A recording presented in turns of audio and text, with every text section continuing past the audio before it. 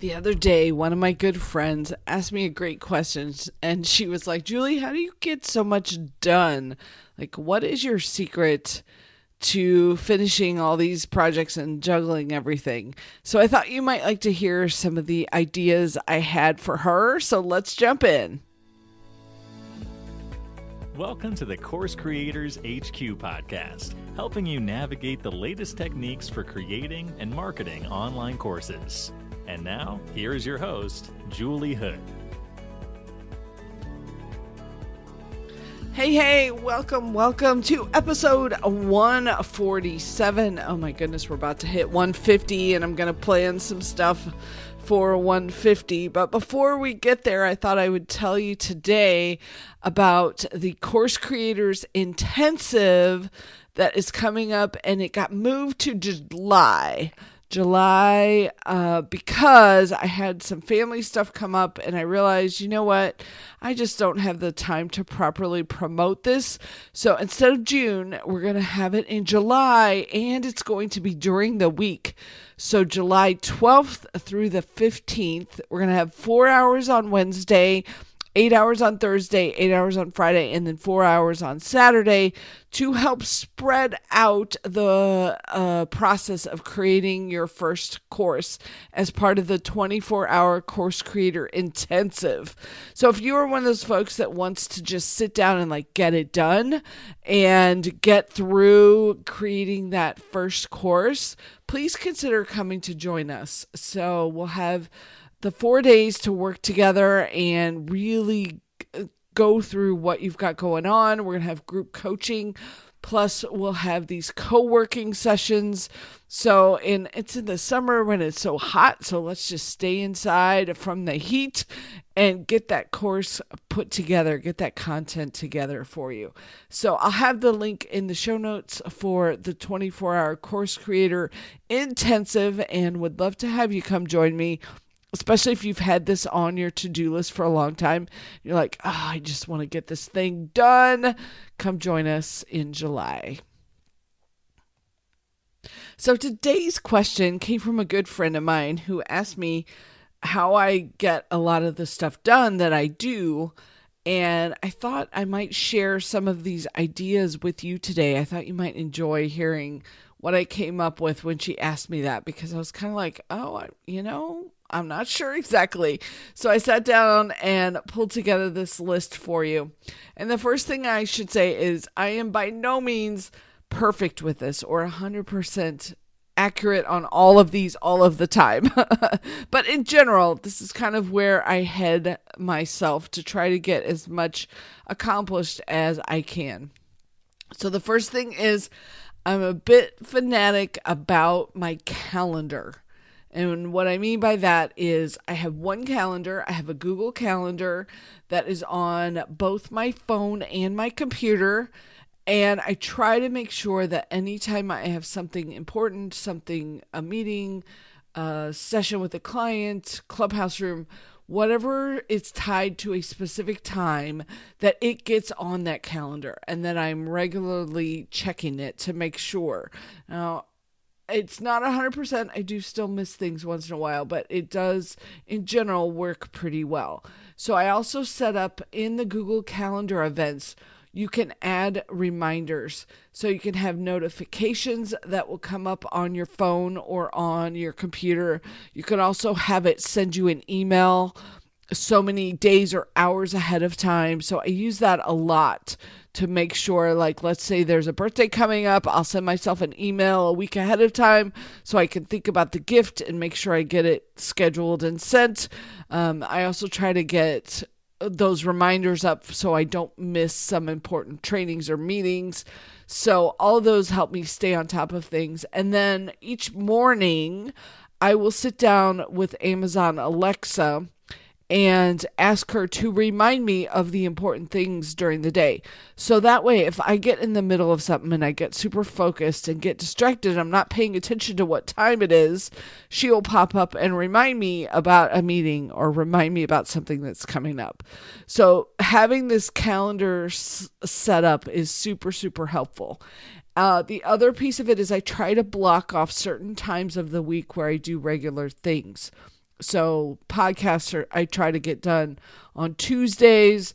Emails happen Wednesdays and Thursdays. I have coaching calls on Wednesday mornings with some of my clients. I have Tuesday night coaching calls. So I try to be really specific about that. Okay, the second piece of this you should know is the way I manage things when I had kids at home versus the way I manage things now. My kids are all off, flown from the nest and working and at college. So because of that, it has gotten a lot easier to be in control of my own schedule. Back when I had a lot of kids stuff going on, the way we managed it is each family member had their own calendar. I could see all of them and help manage all of them. So that's really helped. And then I also would change up my routines every time their scheduling changed. So like every semester or every season would be a little bit different depending on where I needed to be with them or what I was working on with them. So it does get a lot easier when I'm not trying to juggle practices and school things and all of that. I have much more time now. So that's coming for those of you who still have the kids at home. Okay, number 3 for me is the routines. And I just kind of gave you an overview. I try to set up these things so I know, like every Sunday, if I haven't done it, I need to get out the calendar planning email that we send every week. Or on Tuesdays now, I've started hosting a clubhouse room. So that's a regular room that I have. And having that set as a routine really helps me make sure that everything happens. If it was just kind of random of, oh yeah, I need to do that, it never happens. The more I can give myself a routine of when things should happen, the better. Number 4 is knowing what I need to focus. So there are days when I just have a terrible time trying to get focused and stay focused. So I have a couple different playlists that are focus playlists for me. One's on Pandora, and it's actually classical music for studying, if you want to go check that one out. Sometimes I have some 80s music if I just need to get my energy up. But finding your playlists to help you focus, whatever it is that is best for you, can be huge when you just need to sit down and get some stuff done. And then sometimes, it's caffeine. So I'm not a big coffee drinker, but I do drink chai tea with lots of caffeine in it. Number 5 for me is deadlines, and deadlines are what make things happen. So I'll schedule events that have deadlines. I will schedule other time with clients that have deadlines. I'm not real good at just doing things for the sake of doing things. I'm much, much better when I have a deadline that this needs to be done by a certain time. So don't mess around. You got to get this done. So if that's helpful for you, think about where could you create some deadlines, not only for yourself. Sometimes just creating live events can be a big motivator for me, because once I get that deadline, then you have to fulfill on it. So think about, are there places where you could have deadlines? Number 6 is knowing what my big projects are each week and each month to make sure that I'm hitting them. So I'll give you some examples here. One of the pieces for me right now is balancing long-term versus short-term content. And there was an episode about this, so I will link to this episode so you can hear what I mean by that. But I need to make sure that when I'm sharing out content that I'm getting a good balance of these two. And I realized I wanted to add video this year. I want to add some more video in, but I realized because the week is already pretty full, something's got to go. So what is it that I'm going to get rid of to make sure that I have time to actually do video, if that's going to be one of my high priority projects for 2023? And then, I may have a new course that I'm working on. Another thing that's can be more of a project for me is making sure I'm following up with my partners and connecting with new potential partners and getting the materials to them. Also working with my team, or having a specific marketing focus at a certain week or a certain month. Just knowing, some people call these setting your goals for the month. I like to just have these are my main projects for this month and this quarter. And so just having those sort of in the back of your mind, that you look at them at least once a week and I'm doing XYZ, and that is supporting this particular project. It helps you, because then you're like, oh yeah, I put that on the project list or the goal list, but I haven't done anything with it the past month. So of course it's not moving forward. So if you have that project list, that goal list, and that you look at it at least once a week and see, okay, how's this going to fit in? What am I going to do to help move this forward just a little bit? That can really help you. Another big one for me is I learned a long time ago how to type really fast. So that is a huge, huge time saver for me. So maybe, if you need to take some typing classes to get a little bit faster, that could be fantastic. I also have a keyboard that I'll share the link in the show notes for you, it works on both my computer and my phone. So I can swap it. It has a circle up at the top left of the keyboard, so I can swap really quickly between my computer and my phone and be typing, as opposed to I'm not fast with the keyboard on the phone. So typing fast, one of my secrets to getting a lot done. Also connected to this is reading really fast. So I think this is why I'm not a big fan of video, because I can't do video fast. When I've got a big page to read through, I can scan it and read it pretty quickly, but I haven't figured out, short of, you can speed up videos, but I haven't found a way to kind of skim a video. So if you want to work on speed reading, or at least speeding up your reading, that can be another time saver that'll help you get more done. Number 9 for me is my file system is super organized. So I am not wasting time hunting for things. I have a really specific layout to my folders and my file system. And in general, most of the time I can find things pretty darn quickly.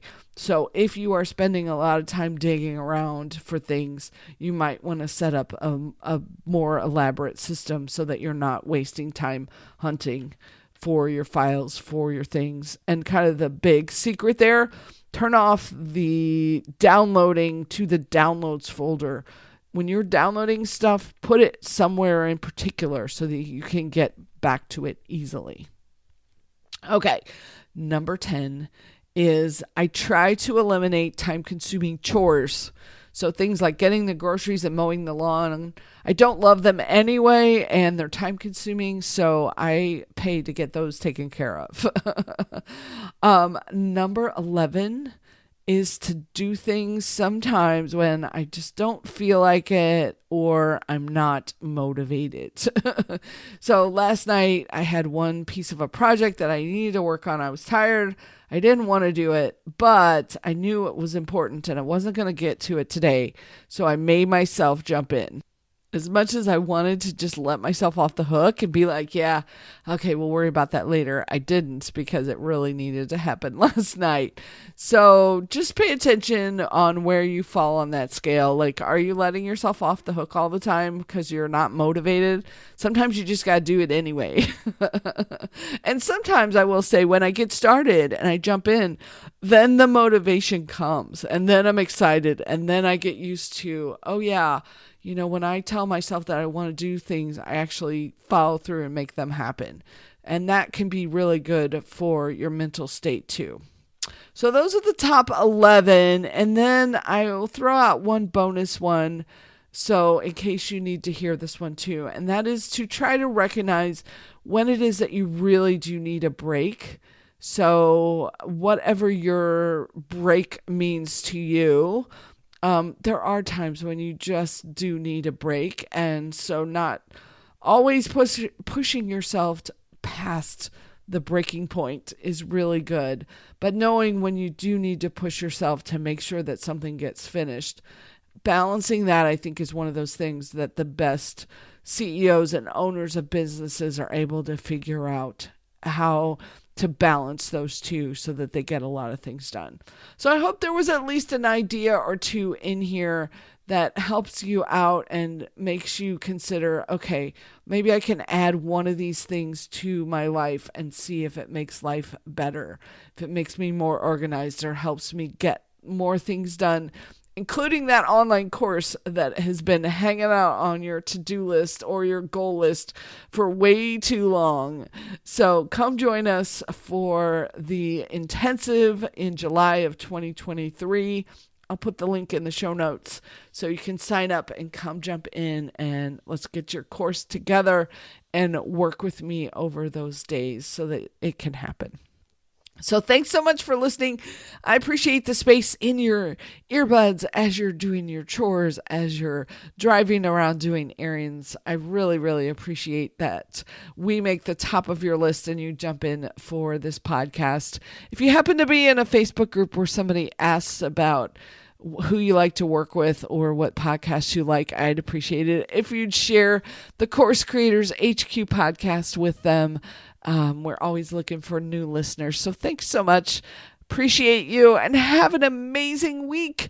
Can't wait to connect with you next week on the next episode. Take care.